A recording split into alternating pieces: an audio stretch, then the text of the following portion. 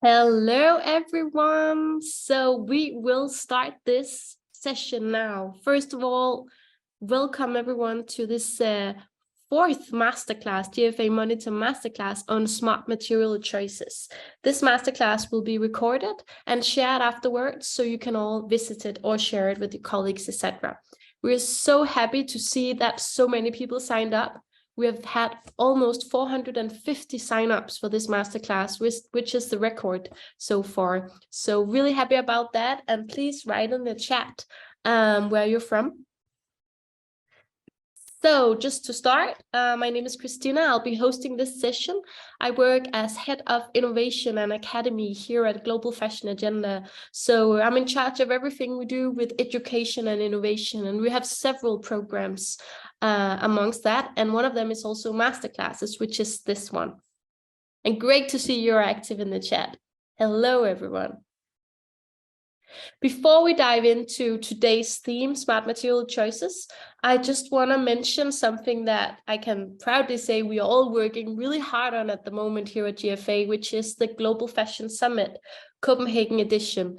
It's taking place in 2 months and 2 days. I'm not counting. We are very excited for it. There is a lineup of incredible speakers. And as mentioned before, the theme is ambition to action, which is really related as well to this masterclass. So I hope to see a lot of you there. And please feel free to scan the QR code here or go to the website for any tickets, etc. So enough about that now. What I want to do is to introduce my guest star here, Faith, who is my colleague, who's head of content. But before doing that, I'm actually going to introduce you to Felicity, who's our sustainability manager. Hello, Felicity. Felicity, you're muted. Thank you, Christina. Of course. Thanks, everyone. Thank you. And welcome, everyone, to today's session. My name is Felicity. I am the Sustainability Manager at Global Fashion Agenda. I largely work on the writing, research, and stakeholder engagement around GFA's core publications. And I'll just be starting off with just a very brief introduction to the GFA Monitor and the topic of smart material choices. Next slide, please.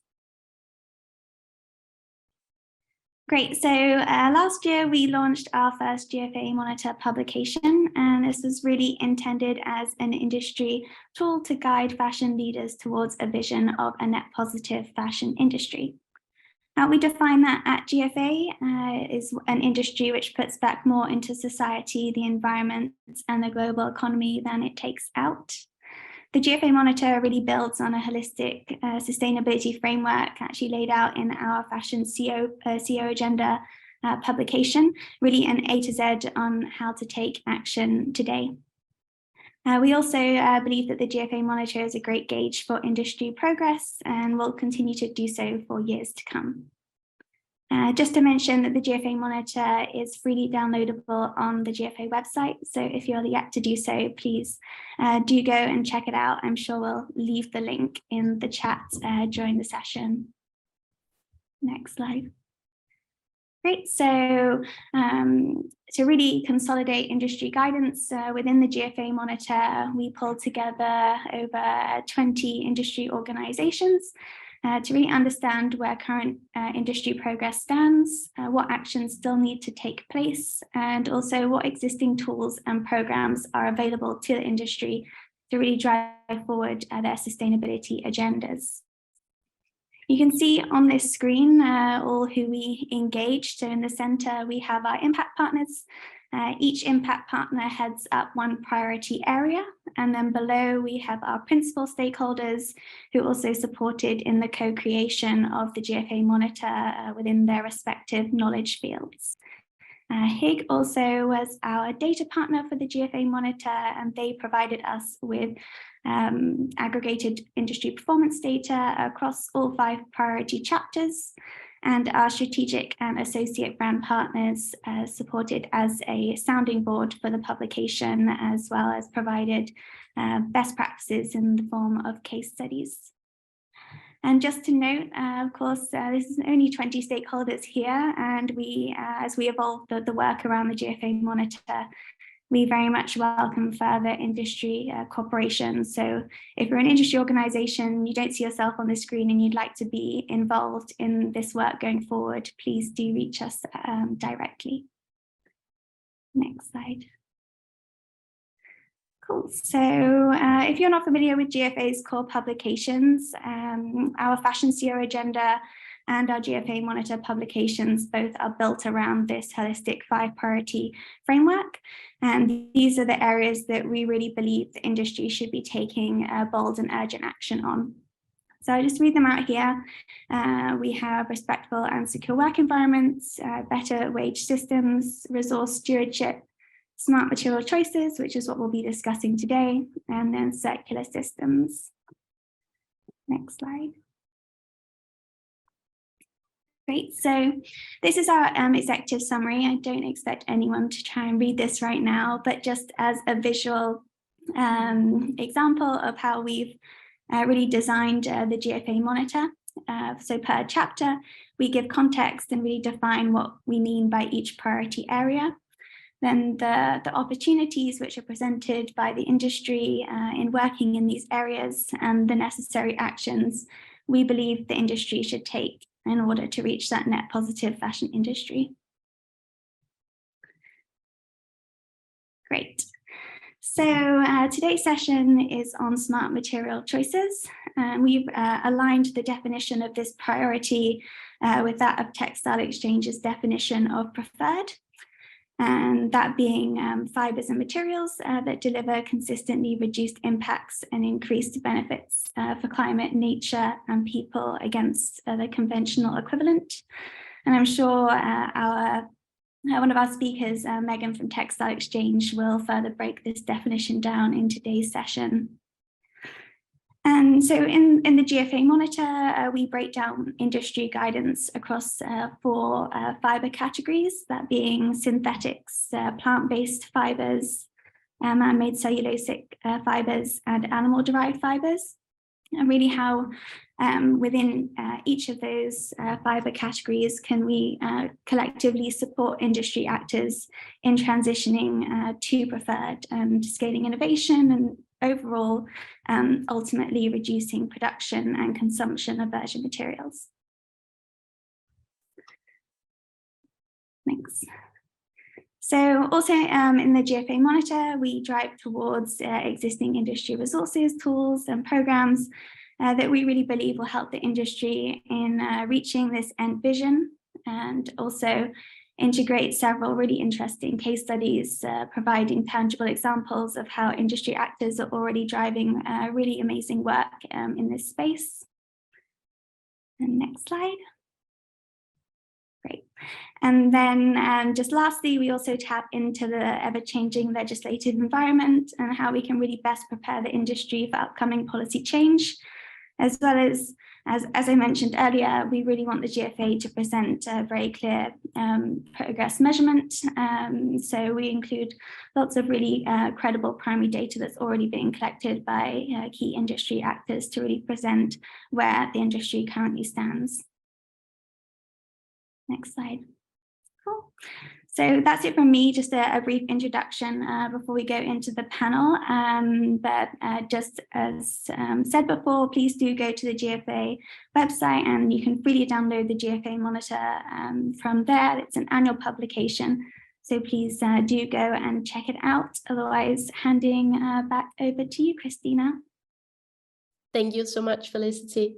So now we went through smart material choices priority, and we're super excited to have this panel. So I'm going to invite my colleague Faith into the camera again.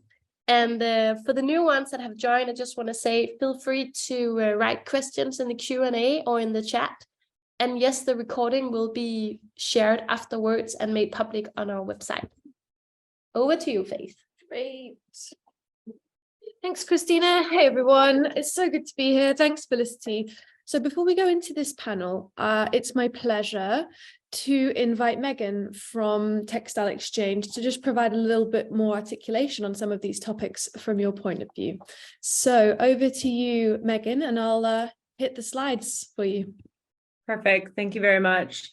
So lovely to be with everyone, and thank you for GFA for having myself and Textile Exchange join this session. And before we dive into the panel, as just mentioned, I wanted to just provide a little bit of scene setting in terms of what's happening, what we need to achieve, and what we all need to work towards together.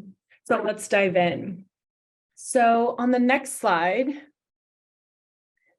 I want to break down this chart, but before doing so, once again, to provide a little bit of background. So in 2019, Textile Exchange launched our Climate Plus strategy. So really taking a holistic approach at looking at GHG emissions, looking at soil health, biodiversity, water collectively, and setting targets against all. At this point in time, we've only set a GHG reduction goal of 45% across all fibers and materials, but we're working on the whole portfolio of our key impact levers, and we'll be setting specific targets in the future.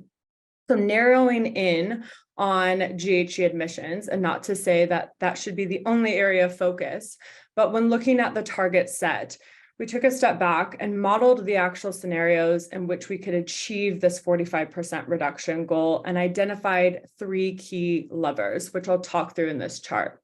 So the yellow line shows us the pathway to our 45% reduction goal within the chart. If you look at the very top, the red line shows us what happens if we carry on with business as usual. So continuing with a 3% year-over-year growth rate. So in terms of the key interventions, firstly, we need to reduce growth related to new materials and products. And secondly, we need to look at our material choices and convert to those that result in better and beneficial outcomes. Examples here being organic, recycled, and other responsible or preferred choices. And then thirdly, shaded in green is the innovation gap. These are solutions that we know are beneficial, but we don't currently have exact specific data to quantify the impact reduction. Examples here being regenerative land management for land-based fibers, and then textile to textile recycling for fibers such as synthetic fibers and man-made cellulosics. So really the key takeaway from this chart and this slide is that we cannot just take up 1 or 2 of these options. We need to pull all 3 levers all at once and work towards a parallel pathway to ensure that we can achieve all of our Climate Plus goals. So then looking a little bit more deeper into the specific impacts of fibers and materials, if we can go to the next slide, please. Thank you. So when looking at volume and impact breakout across the entire material portfolio, it becomes very clear that 7 material types contribute to the largest footprint. So on the left, you can see that GHG impact, or how it relates to production impact on the right. And then from the very bottom, polyester in green, cotton in yellow, and moving our way up, leather in light blue, wool in orange, and then MMCFs in dark gray make up the vast majority of the total fiber materials production volume and GHG impact. And note that while synthetics is by far the largest volume of material produced, its impact per kilo is actually less than wool in comparison. So moving on to our kind of key action points, in summary, what the industry needs to rally behind. So next slide, please. Thank you. So if we look at fibers and materials across the board, and there are definitely nuances that we need to pay attention to across each of these fiber types, but looking at all of these strategic fiber types, we've identified key actions that we must collectively lean into. So for starters, as I just noted for the previous slide, we must focus on these strategic and core fibers, and we must all take action against these 5 to 7 material types. Beyond that, we must substitute conventional materials within these material types to proven solutions and help to scale these solutions. And it's also critical that we prioritize the scaling of innovations that will help to fill that innovation gap, such as textile to textile recycling and regenerative farming, where we're starting to see traction and we're starting to see beneficial outcomes.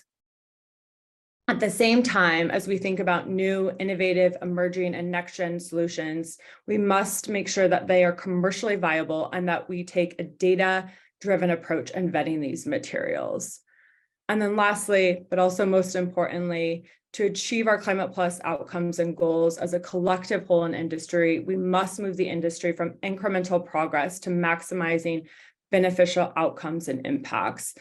And this will require all of us to raise our level of ambition and to collectively raise the bar to drive continuous improvement as a whole. So once again, just want to end on the note that these are the key action points across the strategic material types that we all have to lean into to truly move the needle and to reach our shared collective goals. So with that, I'll pass it back over to you, Faith. Thanks a lot, Megan. I really enjoyed the way that you broke down all those stats. So thank you so much for that. I'm sure we'll reference them in the panel. So now I'd like to welcome all 4 of our panelists to turn on their cameras and let's get this panel discussion started. It's my pleasure to introduce Kash, Ali, David, and Megan. And since we don't have much time on the call today, I'm going to jump straight into some questions. So hi, everyone. Before that, I'd like to invite everyone in the audience to just really have a think about what they're wearing right now and what material it actually is. If you don't know, check on the label or have a little feel around. I just really want everyone to sort of engage with the tactile nature of this conversation and how it really relates to our own lives and our ambitions to change the fashion industry too. So I'll turn to you first, Meg, because in our prep call a couple of days ago, I think one of the key messages for me from that was your call to act now and the urgency of this. So from your point of view and maybe referencing some of the info you just shared, how is fashion doing? What's the pace or mood when it comes to smart material choices at the moment from your point of view? Yeah, I don't want to discredit the progress that's been made because there's been a lot of progress in the last 10 and even 20 years in which the industry has come together and we've seen actual true forms of collaboration and really significant progress forward. I think what we need to do better, is recognize the little time that we have and really emphasize the urgency to act and to collectively act as an industry where all key players are involved in decision-making and also helping to inform these decisions. I think if we look at the science and the data that's out there, we know that we have a lot to do and a little bit of time. So in order to stay on a 1.5 degrees pathway, we have about 7 years to really invest in, take big bets, and support each other in terms of leaning into these key interventions and actions. We have the pathway, we have the roadmap. Now it's going to take all of us to actually support one another to actually make these significant moves and really swing that pendulum and move the needle. Yeah, totally. And I think that is also a core part of the GFA Monitor document itself. So just to echo some of my teammates, if anyone in the audience hasn't downloaded this or hasn't taken a look at it, please do. It's a free resource with a lot of intention behind it. So let's move over to Ali. Hi, Ali. I wanted to know from your point of view, you work with a lot of brands as a luxury retailer. So how are brands grappling with making smart material choices, especially in that luxury retail point of view?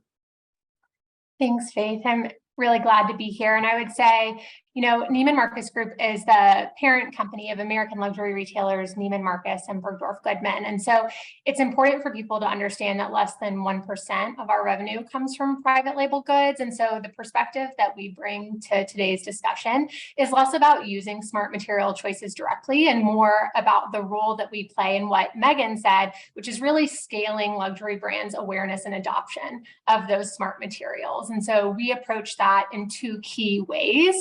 We start by giving brand partners access to free training materials that really drive their awareness of why smart material choices are important and how they fit into the brand's larger decarbonization journey. And so, for example, our partnership with the Supplier Leadership on Climate Transition program gives our brand partners free training on how to measure Scope 1, 2, and 3 emissions how to set science-based targets, how to implement abatement plans, and disclose to CDP. And the reason I say that is because we see luxury brands approach smart materials in very different ways, but it's really once the brand starts to understand the connection between smart material choices and their scope 3 emissions that their teams are really willing and ready to do the work. And I would say the second thing is that awareness isn't enough. We really need to provide incentives to drive the adoption of those smart materials that we know are better for people and the planet. And so Neiman Marcus and Bergdorf Goodman provide our brand partners with lists of what we call preferred product attributes. And those include sustainable material certifications that align with resources like Textile Exchange's preferred materials list. And so in this way, we incentivize our brand partners to adopt smarter materials by giving them increased visibility with customers through our Fashion for Change and Conscious Curation edits. And this really helps generate the demand that they need to justify sometimes what can be the extra cost and work that's involved in making smarter material choices. Okay, Ali, thanks. It's really interesting to me to think a bit deeper about how retail can be a bridge between some of this work. So I'm fascinated to learn more about how providing, resource and access, quite like this masterclass, can make such a big difference. David, hey, how are you today? I'm coming over to you. Hi, everyone. Now. So you're part of this panel representing, I guess, the innovation voice. So I wonder, when it comes to your work, especially in biodegradable materials, a lot of us think about these new materials when it comes to biodegradable anyway, just as for packaging, maybe not so much for products. So what's stopping new materials, smart, innovative materials, being a bigger part of product? Yeah, so hi, everyone. So the first, I think, gap is in the performance of the material. And this is exactly in the first place why we established Balena, because we noticed the gap that the biodegradable polymer is an area of the single use and on the packaging product. But as much as we want to start implementing more circular solution to the consumer goods, there is a gap in the performance of the material. And this is the first thing we are working on, developed advanced bioplastics and compostable plastics to be used in consumer goods. So the first answer is the performance. And the second thing is the data. And I think that we are really good at being smart in a place when we have data. And we don't have a lot of data and certainty on the end of use. And it's something that we hopefully will start to change and will spot a bit the end of use, as if we want to be really smart and using smart material, we need also to be smart on what happened to those products in the end. It's not there yet, but with the performance and with the right data, we hope to bring the smart material to the world of biodegradability and compostable plastics as well. Cool. I guess we'll talk about what the smartness of a material can be a little bit later on in the chat. But yes, when it comes to any material choices, we have to be thinking about what happens at the end and what happens in that circular system. So when it comes to life cycle assessment data, that plays into all of this, right? So I'll this is my segue to you, Cash. Looking at data collection and management is such a huge task for the fashion industry. It's a constant call, but it's a very real problem, especially for small to medium-sized businesses. Does it start with identifying these carbon hotspots in the supply chain? Where does it start? Where's the industry status from your point of view on this? Sure. Hi, everybody. Glad to be here today. Absolutely. I think it's one of the biggest challenges, not only when you're first getting started down your sustainability journey, identifying hotspots, using some higher level tools to sort of get a guide for focusing in your data collection. That certainly is challenging. But as you're building data and data collection systems, it really requires a system of continuous improvement, and you're always looking to improve your data collection approaches, to further target your data collection approaches, engaging with key suppliers. getting the data, interpreting the data, building all the systems to manage the data is one challenge. But I think another challenge that we're starting to see more and more is building that trust and that relationship with your suppliers around the data. Many times you're asking for pretty sensitive or proprietary data. You're asking facilities to do extra work to provide you this data. So creating that shared value landscape, I think, is really, really important to bringing action to that data. It's certainly not it's not a one and done kind of thing. Once you build your initial data collection system, you're always looking to improve it and get better data and ultimately take action on the data. And I think that's where your engagement with your suppliers and your data providers is really, really important. Okay, so let's talk a bit more about how that data challenge underpins smart material choices and how that can link to a more major decarbonization plan for a brand or for an industry. So this was something we talked about a lot on our prep call too, and I'll turn now to you, Ali, because although you as a retailer, you're not directly involved in selecting or using smart material choices, but more crucially in influencing or driving the adoption of them. So how's that experience, and what's the mood within your partner community? What does it feel like to be doing that task at the moment with your partners?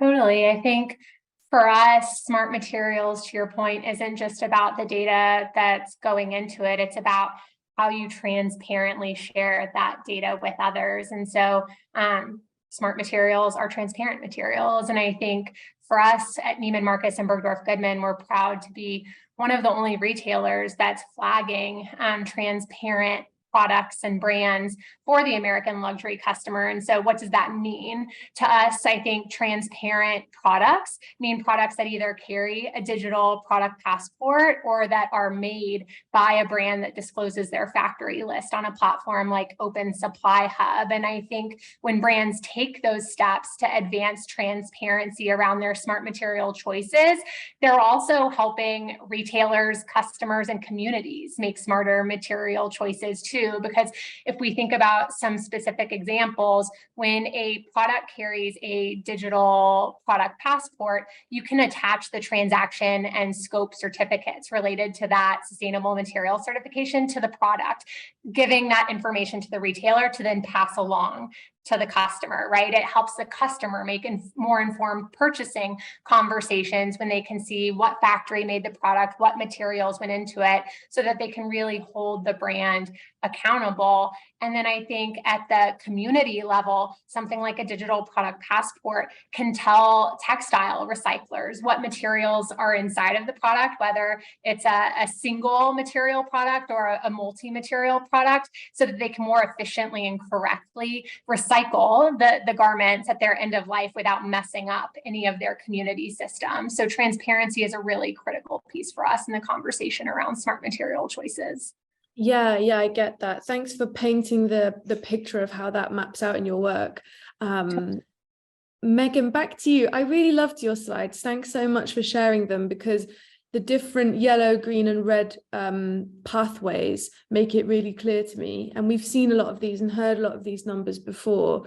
But at the same time, sometimes we don't really talk about what it'll take to get there, especially when it comes to topics around business as usual or reducing material growth rates. So I wonder if you could talk more about how that collaboration as a core theme really plays out. How can fashion go beyond collaboration when it comes to smart material choices, and what do you think it will take? Yeah, and once again, we've seen some great progress forward, and I think a lot of that is contributed to or an effect of great partnerships. But I think we have to go beyond that. I think as an industry, we have to come together to once again drive connected collective action. And so with that, I think of three key words that are extremely important. One is alignment. And I think what we've noticed in the past is that we've aligned around goals. We've aligned around a North Star and a vision. But where we need to focus on and where we need to come together is aligning in terms of how we get there as an industry, and making sure that you have all voices at the table and all key players at the table. And so with that, I think it's also then prioritizing equal investment as well as accountability. We have to make sure that the investment comes from all places from the industry, and that everyone is equally held accountable to achieving these goals. I think it became very clear in my presentation that it's going to require all of us, every single brand, retailer, every single producer, policymaker, et cetera, to lean in to help us to be able to achieve these goals. And I think a great example where we can really show the weight of our power is informing policy and helping regulators by coming together as an industry to providing that level of insight and utilizing our collective expertise to make sure that we're informing policy and regulation that's actually effective and beneficial for all of us. Yeah, thanks, Megan. And by the way, anyone in the audience, give us some more questions. This doesn't happen very often that we get people all together to talk about this focused topic. So please do share as many as you can.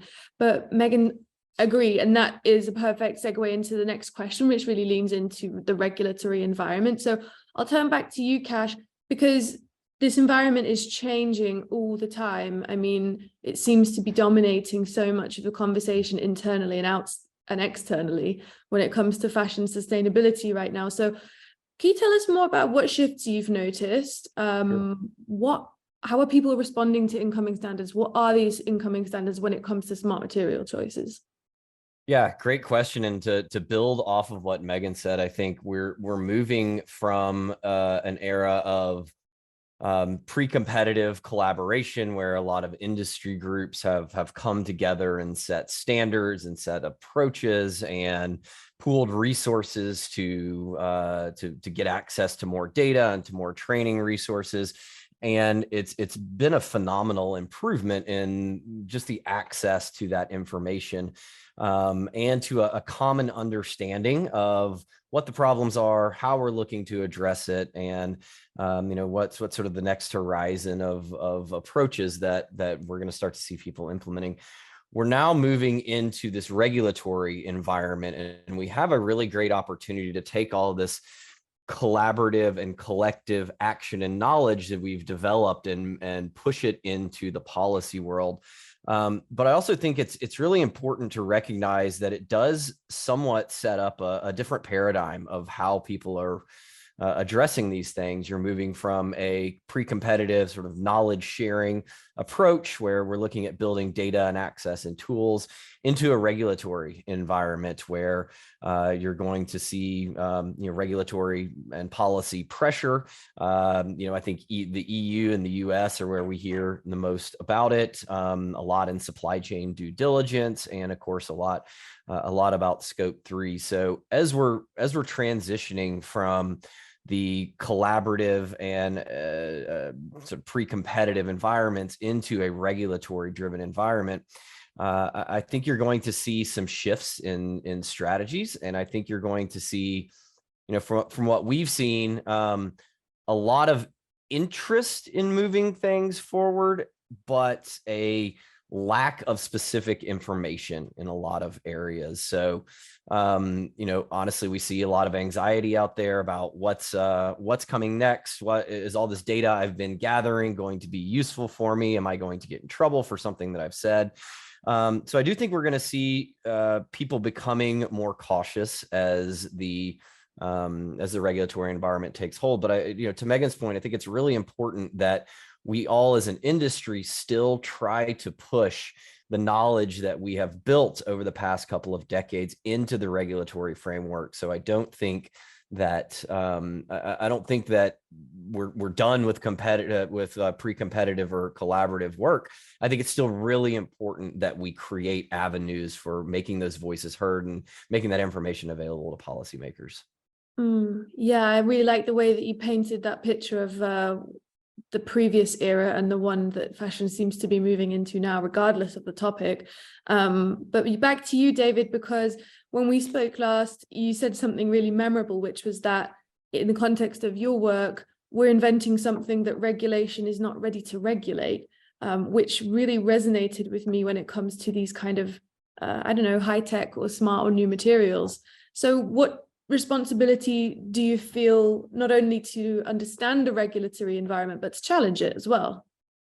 Yeah, so I think I'll start by saying that the regulation is crucial in our area because it's a mess out there, specifically in the sustainability term. And I think regulation is crucial, but at the same time, our responsibility is to challenge it and always to think one step ahead and to bring a new and innovation solution. And the regulation system need to know to adapt it and keep the same pace we are innovative with. And in our example, it's super clear to see it. Like we are making compostable and biodegradable advanced material. It means that we are not doing packaging, we're doing durable goods, as already mentioned. And if we will do with our material packaging, we will definitely can go to certified it immediately. But if we're taking our material and making with it a shoe or a Lego brick, no one will certify it immediately because the certification body doesn't know even how to handle with a compostable product which is not related to food. So it's funny because we need it in order to push and to really implement more materials into more product, but the regulation are not used to it yet. And the answer at the end is to work together. So I think that startups and the certification bodies need to work together. Our responsibility is to challenge it and always come with new solutions, but also to make a transparent and clear innovative solution with clear data that will help them to bring it to the industry. And their responsibility is to help us and working with us to really push it as fast as we can to the industry. Yeah, so this is like my thoughts on that. Yeah, totally. Thanks. So I've made a couple of notes. We've been really focusing on data, transparency, different ways to collaborate in the face of a changing environment. I want to just see if we can get into some quick questions now, because there's been some really interesting ones. So I'm just going to pick some up and hand them over to the panel. If you want to pass them on, then feel free to do so. But I'll start with a question for Ali around how brands are being held accountable for sharing the cost in the value chain and being transparent as we need to be. What's the status or the conversations that you're hearing on that topic?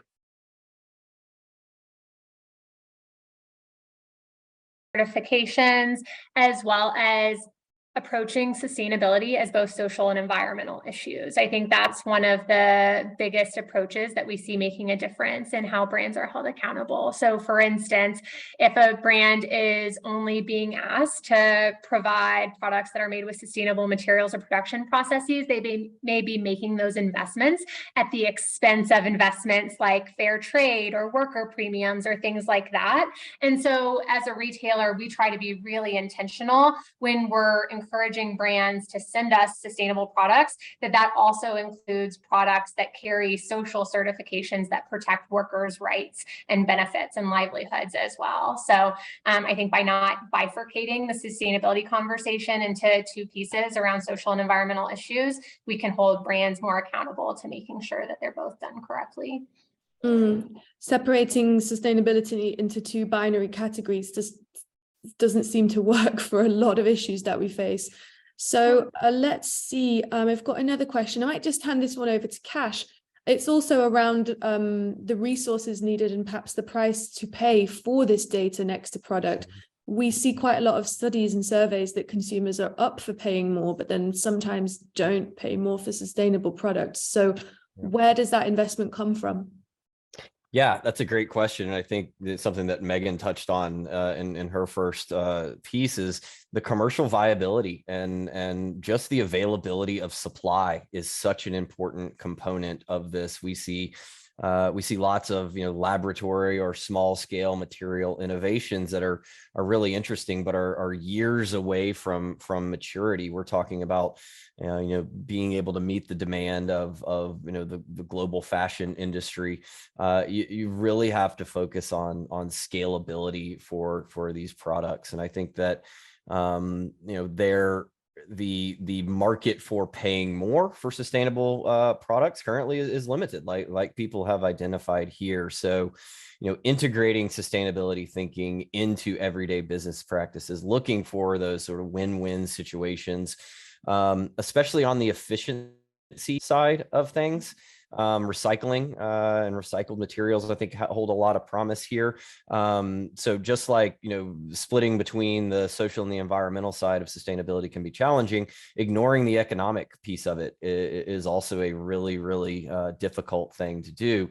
So I think scale is our friend here, and collective action, I think, is the other thing that we have seen, especially as we're looking at raw material or raw material processing that's 1, 2, 3, 4 nodes away from the actual brand. Collaborative action for scalable product, access to for scalable projects, access to financing for facilities. So much of what we see at the facility level is a capital expenditure problem. You need money to get things moving, and that's where I think the collective action piece of this is really important. And really integrating more sustainable materials that are also more sustainable from a business point of view, especially considering that most companies, maybe all companies out there, are looking to grow. They're looking to increase sales, and so it just makes it doubly important that we have economically viable materials. And again, I think that comes from co-investment and collaborative action within the supply chain and within innovative materials. Economically viable materials. Totally. I'm going to hand the next question over to you, David. It's a question on the kind of trade-off between developing smart material choices and developing recycling processes. I think that's an interesting one for you because you mentioned the end of life and how that's been a big part of your process. Could you tell us a little bit more about that briefly? Yeah, definitely. So how we see it, the part of the smartness of the material is also explaining what happened with it in the end.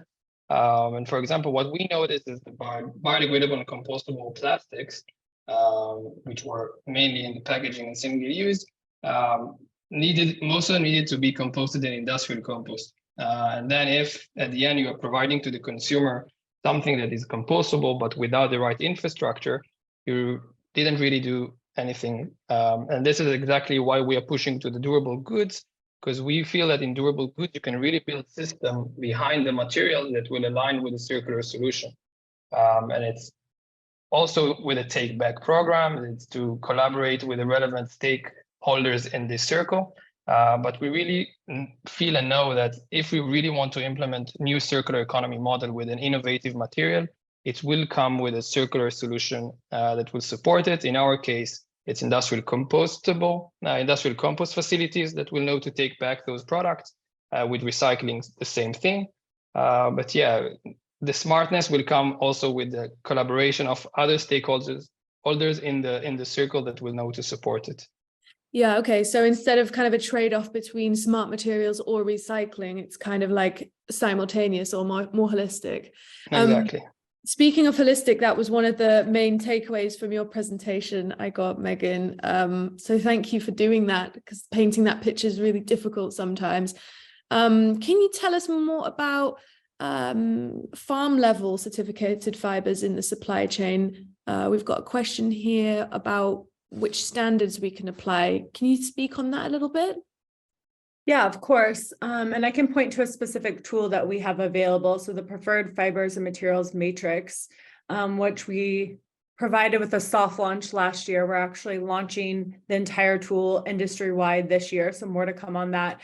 But essentially, you can go in and look at the standard system, and we assess basically each of these standards. So you can look at the core areas such as water, soil health, land management, I should say, in general, GHG emissions. It even includes animal welfare and human rights, and really start to understand in depth what these standards cover, and then also understand their ranking and scoring. I'll note that not all certifications and not all standards are included. There are so many out there, and there's a question about why isn't there just one approach? And I think to quickly answer that, we need scale. We need everyone to build up standards, to build up certifications, to build up new pilot projects and scale those projects into standards in order to achieve our goals. It's extremely important, but wanted to note that in the preferred fibers and materials matrix, we haven't included all standards, but we'll be adding additional standards in the next 6 to 12 months.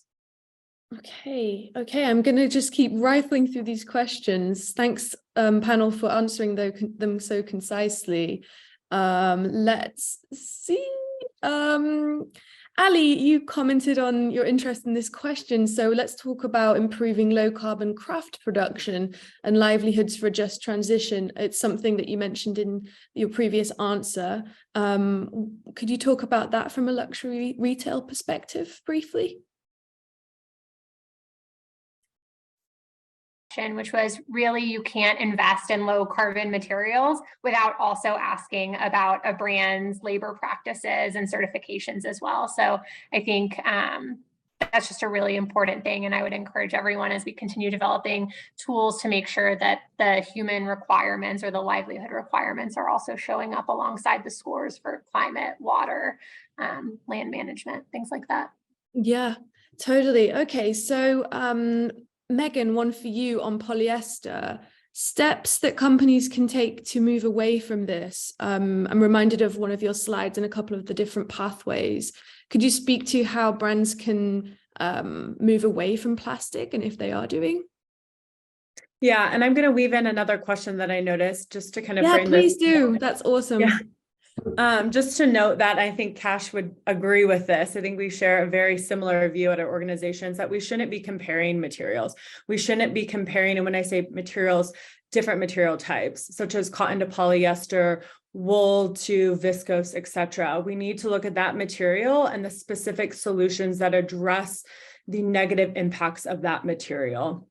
So all that to say, with polyester, thinking about solutions go forward, I think the industry is really hopeful about textile to textile recycled solutions because we're seeing significant advancements. That's not to say that that's the only solution. At the same time, we need to continue to research and double down on biosynthetics or bio-based materials to make sure that we're diversifying the portfolio and that we have multiple solutions. And that's the same approach that we should take across all of these various material types. So I want to make that really clear. And I think a lot of the time, the industry is focused on plastic bottles as a feedstock for recycled solutions for polyester, and we can't stop there. We have to focus on the mounds of waste that we have in terms of products and discarded materials that we have to turn into new materials. So we're therefore not extracting oil and dependent on oil. So a lot to unpack there, but the last thing that I think is really important that comes up in a lot of the conversations that we have with the industry is around microplastics related to polyester. And it's not just microplastics. We need to frame this conversation around fiber fragmentation, and that's an issue across each and every one of the fiber types. We cannot singly focus on polyester when it comes to fiber fragmentation. And if you look at fiber fragmentation, it's not just the actual fiber, it's all of the additives that we have to solve for. So I just want to flag to the industry that that's an important consideration for all of us to lean into and to support in terms of research. Yeah, anyone wanted to comment on that in the panel? Yeah, I'll jump onto that. I definitely agree. I think it's really tempting to put two materials on a kilogram to kilogram basis and compare those things. But to Megan's point, and then to David's point earlier, it really comes down to the performance of the material in a product. That's one of the major reasons why a material is chosen for a product, and to look at it as just a complete substitutable product with a material with any other material just because of its low carbon is simply not true. And so that internal improvement piece of it is so critical here. And looking beyond just the material comparisons, you really have to understand the context of the material and how it's being used in a product. And then just to tie this into another question that I saw coming through the chat, the durability of the product that the material is in. What we're really talking about here is stretching the usefulness of these products, preventing us from having the need to extract a new product. So the longer you can give a material life, and the longer that can have a useful life, the fewer materials that will have to be built to replace that. All of those things are really, really critical. And, to touch on the microplastics issue, I mean, we certainly hear a lot about that. To say the science is still evolving on that is an understatement. We are looking for good ways to manage and measure that at a scalable direction. But I think we'd all agree that that's a big concern, and I personally see that concern growing in the future as we look at across the material types. What's happening to these materials when they're out in the world? How do we manage those impacts, and how do we look for ways to mitigate those impacts without causing additional burdens? So I think that's a great case of being really careful about the trade-offs with addressing those types of issues. But that is definitely a topic that we are hoping to see more and more work on, characterizing the quantitative environmental impacts of that. Okay, yeah, I'll just hand over to David. I saw you nodding your head there, just for a really brief comment on that, because I mean, how are consumers responding to your product's durability? How do you think and feel about this at the moment? Real brief.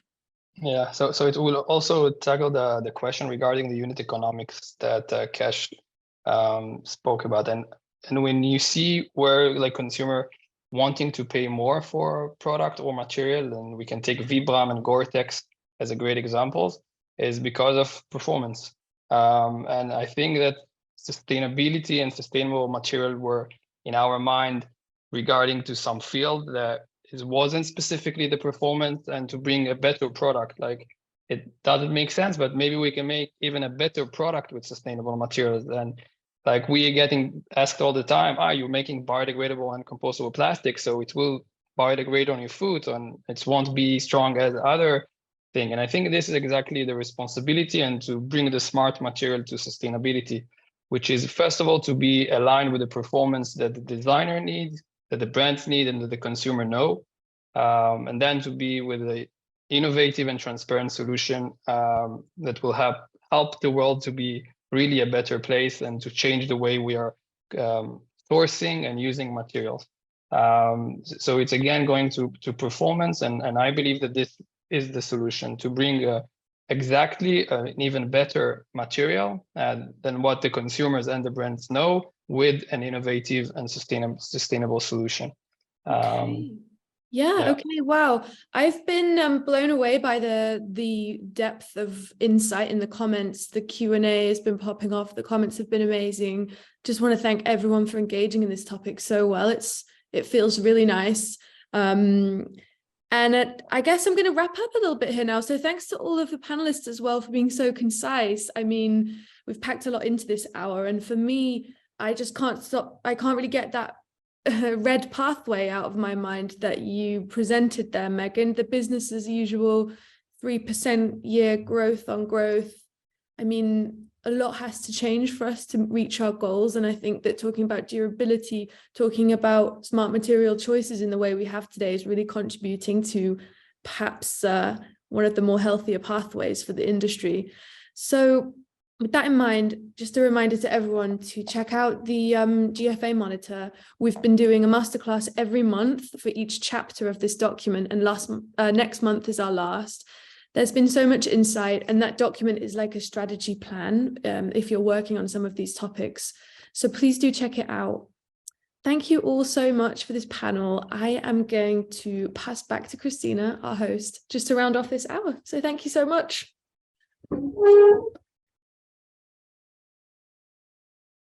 All right, thank you so much, guys. I will also just round it off by thanking all of you who have joined this session, both panelists, but also attendees. We hope you like it. And we hope to see you at the summit, where we also have our innovation forum that exhibits a lot of solution providers that are also presenting smart material choices.